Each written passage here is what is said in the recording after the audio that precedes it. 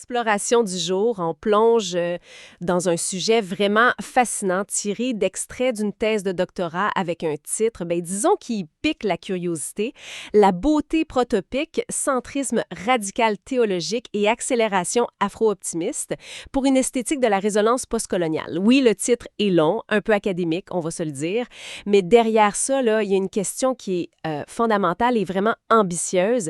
C'est possible de dessiner un avenir postcolonial qui soit pas juste, tu sais, une réaction au passé, mais quelque chose de positif, d'autonome, qui a du sens. C'est ce qu'on va essayer de déchiffrer ensemble. Oui, c'est une excellente façon de le voir. La thèse part de constats assez clairs, là. Une espèce de blocage pour les sociétés qui ont cette histoire coloniale. De côté, le risque de s'enfermer dans la nostalgie d'un passé qu'on idéalise, qui est peut-être même pas atteignable. Et d'autre côté, une critique constante de l'Occident. C'est souvent justifié, entendons-nous, mais ça peut finir par paralyser. Ça peut maintenir une sorte de dépendance, mais inversée, tu sais. Une dépendance inversée, ouais, je vois. Fait que face à ça, la proposition centrale, elle est, disons, audacieuse. L'idée, c'est pas tant de rejeter la modernité comme un tout, mais plus de se l'approprier, de la hacker, si on veut, de l'intérieur. Puis pour rendre ça plus concret, la thèse articule un projet autour de 3 concepts clés. Un moteur pour avancer qu'ils appellent l'accélérationnisme afro-optimiste. Mhm. Moteur, une boussole éthique, le centrisme radical théologique, et une destination, un but un peu existentiel, l'esthétique de la résonance. OK, un moteur, une boussole, une destination. L'image est parlante. Notre mission ici, c'est de voir comment ces morceaux s'emboîtent pour proposer une voie, pas juste politique, mais aussi une voie de guérison collective. Alors, pour bien comprendre la solution, commençons par le début, le diagnostic de la thèse. On parle de blessure coloniale. Ça, j'imagine que ça va bien au-delà d'une simple page d'histoire, non? Absolument. C'est pas traité comme un événement fini, là. C'est vu comme une empreinte qui dure, une structure qui affecte encore la psyché collective, les relations sociales, puis même notre façon de concevoir ce que c'est qu'être humain. La thèse s'appuie beaucoup sur le concept de colonialité du pouvoir, un terme d'Annibal Quirano, un sociologue. L'idée forte, c'est que la hiérarchie raciale imposée par la colonisation, elle n'a pas disparu avec les indépendances. Elle continue de structurer les rapports de force dans le monde. Mais il y a une couche de plus qui est vraiment cruciale, mise en lumière par la philosophe Maria Lugonet. Elle appelle ça la colonialité du genre. Ce qu'elle montre, c'est que le système binaire homme-femme, avec les rôles puis les hiérarchies qu'on pense souvent universelles en Occident, ça a été activement imposé pendant la colonisation. Imposer? Ah oui. Ouais, puis l'objectif était souvent très pragmatique. Démanteler les structures sociales qui existaient avant, qui étaient des fois plus égalitaires ou qui avaient d'autres systèmes de genre, tu sais, pour mieux contrôler, mieux exploiter les populations, surtout en marginalisant le pouvoir que les femmes pouvaient avoir. Ça va loin quand même. On parle donc moins d'une simple domination économique que d'une redéfinition forcée de ce que ça veut dire être humain, imposé via le genre et la race. C'est exactement ça. La thèse cite des auteurs comme Bernie Mendoza qui parlent d'une vraie déshumanisation. Les colonisés n'y étaient pas vus comme des hommes et des femmes au sens plein, là. Ils étaient réduits à des genres catégories biologiques, mâles et femelles. Fait qu'imposer le système de genre occidental, c'était un outil puissant là-dedans. Alors, une vraie décolonisation, selon cette optique, ça peut pas juste être politique. Ça demande une forme de contre-ontologie. Reprendre le pouvoir de définir soi-même ce que l'humain, en dehors de ses cadres hérités. D'où l'importance de l'intersectionnalité, j'imagine, pour voir comment tout ça s'entrecroise. Précisément, le concept de Kimberly Crenshaw est super utile ici pour comprendre comment la race et les genres créent des oppressions spécifiques. Ça rend l'expérience des femmes colonisées particulièrement complexe, souvent invisible. Puis il y a une nuance intéressante de Rita Segato, mentionnée aussi. Elle dit qu'il y avait peut-être des patriarcats avant la colonisation, mais peut-être d'une basse intensité, puis que la violence coloniale les a comme exacerbés, transformés. Et l'impact psychologique de tout ça? Parce qu'on parle de blessures, ça doit laisser des traces profondes. C'est un point absolument central. La thèse s'appuie beaucoup sur les travaux de Karima Lazali, une psychanalyste, et bien sûr France Fanon. Le trauma colonial est décrit comme collectif, transgénérationnel. Lazali parle d'infraction coloniale dans la psyché qui laisse une sorte de vide, un espace blanc. Fanon, lui, insistait sur le côté sociogénique des troubles. C'est pas inné, c'est produit par la situation coloniale elle-même, comme le fameux complexe d'infériorité.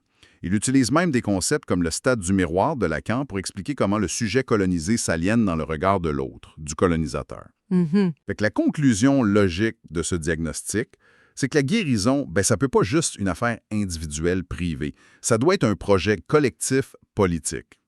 La thèse mentionne le concept freudien de Durcharbeitung. On pourrait traduire ça par perlaboration ou un travail d'élaboration psychique. L'idée, c'est pas juste de se souvenir du trauma, mais de le travailler activement, collectivement, lui donner un sens, l'intégrer dans l'espace public pour pouvoir s'en dégager. Puis dans cette logique, la guérison devient comme un critère. Est-ce que ce projet politique postcolonial aide à guérir? C'est ça la question. D'accord, le diagnostic est lourd, la blessure est complexe. Alors, c'est quoi le remède proposé? Le plan d'action. On arrive à ce fameux accélérationnisme afro-optimiste. Le terme est frappant. C'est quoi au juste? C'est une proposition qui prend un peu le contre-pied d'un simple rejet de la modernité. Mais attention là, il faut bien le distinguer d'autres accélérationnismes. Il y en a à gauche qui ont pu dire « accélérons le capitalisme pour qu'il s'effondre plus vite ». Une stratégie jugée ici un peu risquée. Ouais, potentiellement. Puis il y en a d'autres, à droite ou à l'extrême droite, qui visent plutôt l'effondrement social pour instaurer, mettons, des ethno-États. Ça, c'est décrit comme nihiliste et violent. L'accélérationnisme afro-optimiste dont parle la thèse, c'est différent. Le but, c'est pas l'effondrement, puis c'est pas non plus l'utopie parfaite. C'est ce que la thèse nomme la protopia, un concept emprunté à Kevin Kelly. Protopia. Ouais, protopia. L'idée, c'est une amélioration constante, graduelle, genre demain est un peu meilleur qu'aujourd'hui. Concrètement, ça veut dire maîtriser activement les outils modernes, la science, la tech, la finance, mais de façon sélective, stratégique, pas pour les subir, pas pour les adorer aveuglément, mais pour les mettre au service d'un projet d'émancipation, de développement, de souveraineté postcoloniale. C'est un optimisme, mais lucide, pragmatique. On peut penser un peu aux Amish, qui évaluent une nouvelle technologie avant de décider si elle est bonne pour eux, pour leurs valeurs. Intéressant comme posture, ni rejet total, ni adoption naïve. Mais un moteur comme ça, même maîtrisé, ça peut déraper. Comment on s'assure qu'il va dans la bonne direction? C'est là qu'intervient la boussole, le centrisme radical théologique. Encore un nom qui surprend. Tout à fait. Puis là aussi, il faut déjouer un peu les attentes. C'est pas le centre politique au sens du compromis mou, là. C'est présenté plus comme une méthode, une posture intellectuelle, éthique, un idéalisme sans illusion. Pour construire ça, la thèse fait un mariage assez inattendu entre deux penseurs. D'un côté, il y a John Dewey, le philosophe américain, et son pragmatisme. Pour Dewey, penser, c'est faire. Les idées, c'est des outils, des hypothèses qu'on teste dans le réel pour régler des problèmes concrets. C'est une approche qui aime l'expérimentation, l'ajustement, puis qu'une forte dimension démocratique. OK, et le côté action, expérimentation? Voilà. Puis de l'autre côté, il y a Reinhold Niebuhr, théologien, penseur politique, et son réalisme chrétien. Niebuhr, lui, apporte une conscience très, très aiguë des limites humaines. L'orgueil, l'égoïsme, la volonté de puissance, ce qu'il relie de façon moderne avec l'idée de péché originel, cette lucidité, ça impose l'humilité. Ça rend méfiant envers les grands projets utopiques qui veulent créer le monde parfait, puis qui finissent souvent, en tyrannie. D'accord. Donc, on combine les deux et ça donne quoi? Ça donne une approche politique qui serait expérimentale, orientée action et solution, comme Dewey, mais en même temps humble, consciente des dangers du pouvoir et des imperfections humaines, comme Niebuhr. L'aspect théologique, c'est pas pour prôner une théocratie, pas en tout, c'est plutôt pour utiliser un outil critique qui vient de la théologie, la critique de l'idolâtrie, le fait d'adorer ce qui n'est pas Dieu. Cet outil permettrait de démasquer les nouvelles idoles séculières de la modernité, comme quand l'État ou le marché ou le progrès deviennent des absolus qu'on ne peut pas questionner. Ça donne une critique qui vient d'en dehors du cadre occidental dominant. C'est un assemblage intellectuel assez particulier, effectivement, mais la thèse, si j'ai bien suivi, va encore plus loin. Elle touche pas juste aux stratégies politiques ou éthiques, elle questionne notre façon même de voir le monde. Parler d'une décolonisation de l'ontologie, ça sonne radical. Oui, c'est un point vraiment fondamental de l'argumentation. L'idée, c'est de s'attaquer à ce qu'un philosophe Quentin Miyasu a appelé le corrélationnisme. Pour simplifier une idée complexe, c'est la tendance dominante en philo occidentale depuis Kant qui dit qu'on ne connaît jamais la réalité en soi, indépendamment de nous. On a accès juste à la relation entre notre pensée et le monde. OK. Et le problème avec ça, c'est quoi? Ben, la thèse suggère que ce cadre, même qu'on l'utilise de façon critique, peut finir par nous garder prisonniers de la relation colonisateur-colonisé. Le monde non occidental est toujours pensé par rapport à celui qu'il pense, historiquement le sujet occidental. Fait que la proposition, inspirée par des courants comme le réalisme spéculatif de Miyazu, c'est de dire « Et si on pouvait penser une réalité qui existe par elle-même, indépendamment de notre pensée? » Ce qu'il appelle le grand or. Pour une pensée postcoloniale, l'enjeu est immense. Ça ouvrirait la possibilité de concevoir une réalité, mettons, une réalité africaine, autochtone, avec sa propre logique, sa propre histoire, son potentiel, qui ne soit pas défini par sa relation, même conflictuelle, à l'Occident. Ce serait la base d'une autonomie réelle, intellectuelle et ontologique, pensée par soi-même, pour soi-même. Et les nouveaux matérialismes, comment ils s'insèrent là-dedans? Ça semble être une autre pièce du puzzle philosophique. Ils viennent comme compléter cette idée en nous invitant à repenser la matière elle-même. Des penseuses comme Karen Barad ou Donna Haraway, qui sont citées, insistent sur l'effet que la matière, c'est pas juste une chose passive, inerte, sur laquelle on agit. La matière est dynamique, elle a une forme d'agentivité, elle participe activement à la façon dont le monde se configure. Les frontières habituelles, nature-culture, humain-non-humain, deviennent beaucoup plus floues, poreuses. Et le lien avec le postcolonial? C'est essentiel pour la thèse. Ça permet de comprendre, par exemple, comment mes corps marqués par la race sont matériellement produits par des discours, des pratiques, mais aussi comment ces corps résistent par leur matérialité même. Ça veut dire aussi que les territoires, les ressources, les technologies, c'est plus juste des objets passifs de domination, ce sont des acteurs avec qui il faut composer. Du coup, la politique protopique, ça ne devient pas juste une affaire entre humains. C'est une sorte d'alliance, de négociation constante avec l'agentivité du monde non humain, les technologies, les écosystèmes, etc. Cette vision rend le projet politique plus concret, plus ancré, moins abstrait. OK, si on récapitule, on a le diagnostic, la blessure coloniale profonde, un moteur, l'accélérationnisme afro-optimiste pour maîtriser la modernité, une boussole, le centrisme radical théologique pour l'éthique, et même une refondation philosophique pour penser l'autonomie et la matière. Mais tout ça, c'est pour aller où au final? C'est quoi la vie bonne visée par ce projet? C'est là qu'arrive la troisième grande idée, l'esthétique de la résonance. Ici, la thèse s'inspire beaucoup du sociologue allemand Hartmut Rosa. Rosa, son diagnostic de notre époque, c'est que l'accélération constante de la vie moderne, toujours plus vite, toujours plus de choses, ça mène à une forme d'aliénation. On développe une relation muette au monde. Une relation muette? Oui, le monde y est comme une série d'obstacles, de ressources à utiliser, d'objectifs à atteindre, mais il perd sa capacité à nous parler, à nous toucher vraiment. La résonance, pour Rosa, c'est l'exact contraire. C'est une relation vivante, vibrante, où un sujet, une personne, et un fragment de monde, ça peut être une autre personne, un paysage, une musique, une idée, une activité, entrent en dialogue, s'affectent mutuellement, se transforment sans domination ni instrumentalisation. C'est une expérience qui nous fait nous sentir vivants, connectés. Mais, point important, la résonance, c'est imprévisible. On ne peut pas la commander, la forcer. Rosa dit qu'on peut la chercher dans différentes sphères. 1. Les relations horizontales avec les autres humains, amitié, amour, famille, mais aussi une politique démocratique où on s'écoute vraiment. 2. Les relations verticales avec des totalités qui nous dépassent, la nature, l'art, l'histoire, la spiritualité. Et les relations diagonales avec les objets, les activités du quotidien, un travail qui a du sens, un outil qu'on aime utiliser, un loisir passionnant. Ah, je vois où ça mène. Donc, le but ultime de tout cet édifice conceptuel, l'accélérationnisme guidé par le centrisme radical, ce serait pas juste la puissance ou le développement pour eux-mêmes, mais de créer les conditions sociales, matérielles, culturelles pour que les gens, les communautés puissent vivre plus de ces moments de résonance. C'est exactement ça. L'objectif devient de façonner une société où le travail est moins aliénant, où la politique favorise l'écoute, où la nature est respectée comme partenaire potentiel de résonance, où les liens humains peuvent s'épanouir. La tech, la science, l'économie deviennent des moyens au service de cette fin. Une vie plus résonante. C'est fascinant. Mais comment on passe d'un concept comme la résonance à quelque chose de concret, de tangible? La thèse parle d'espace résonant. Ça suggère une dimension matérielle, peut-être même architecturale. Exactement. L'idée, c'est de ne pas laisser la résonance être juste une belle idée abstraite, mais de chercher à l'incarner dans le monde physique.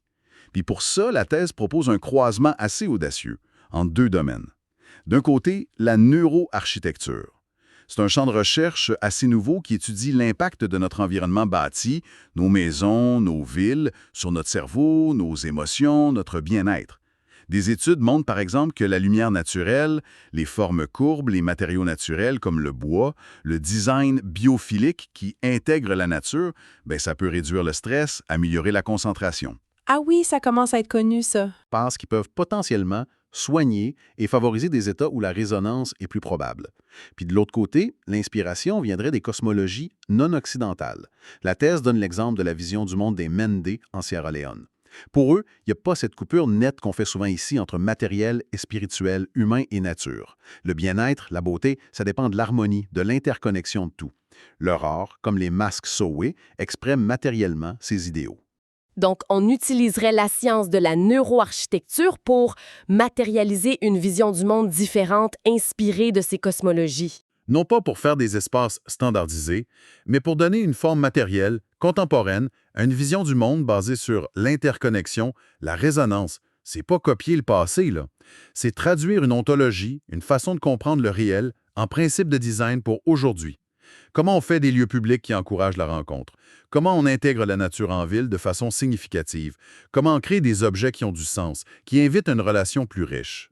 Et ça boucle la boucle avec le trauma initial, j'imagine. Exactement, parce que ce trauma colonial, comme le souligne la thèse, il y a eu des impacts spatiaux énormes. Déplacement, destruction de lieux, réorganisation de l'espace pour l'exploitation, villes ségrégées. Donc, l'idée de construire consciemment des espaces résonnants, c'est pas vu comme un luxe esthétique. Ce serait une forme de pratique thérapeutique collective inscrite dans l'espace. Une manière de perlaborer le trauma, pas juste avec des mots, mais en transformant l'environnement vécu. C'est là où guérison, politique et ontologie se rencontreraient concrètement. C'est wow! C'est une vision incroyablement intégrée. Ça part de la psyché blessée, ça passe par la politique, l'éthique, la philo fondamentale sur la réalité, et ça atterrit dans des questions très concrètes d'architecture, de design. Tout à fait. L'ambition, au fond, c'est de redéfinir la beauté elle-même. Pas la beauté comme un truc superficiel, une déco ou un idéal juste pour l'art avec un grand A, mais la beauté comme la manifestation sensible qu'on peut percevoir d'une relation réussie, harmonieuse, résonante avec le monde autour. Dans cette optique, chercher et créer la beauté, ça devient une pratique de liberté, une manière d'affirmer sa capacité à habiter le monde pleinement. La thèse mentionne brièvement les sapeurs congolais comme une illustration possible, complexe, mais une illustration quand même. Utiliser l'esthétique comme affirmation politique, comme reconquête de soi.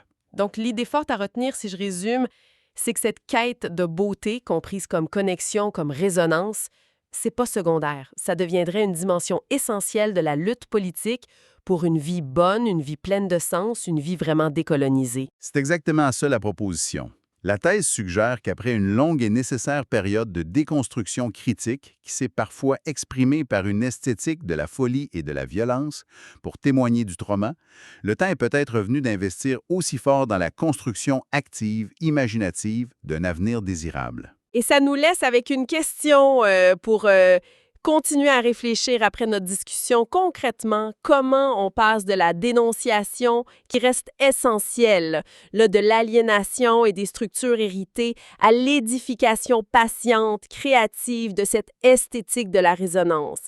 Comment nos villes, nos maisons, nos écoles, nos objets pourraient devenir pas juste plus fonctionnels ou verts, mais la preuve tangible, vécue au quotidien d'une forme de guérison et de liberté retrouvée. Ça, c'est matière à réflexion. Notre temps file, c'est déjà la fin de cette analyse en profondeur. Merci beaucoup d'avoir partagé avec nous ces idées denses mais vraiment stimulantes, tirées de ces sources.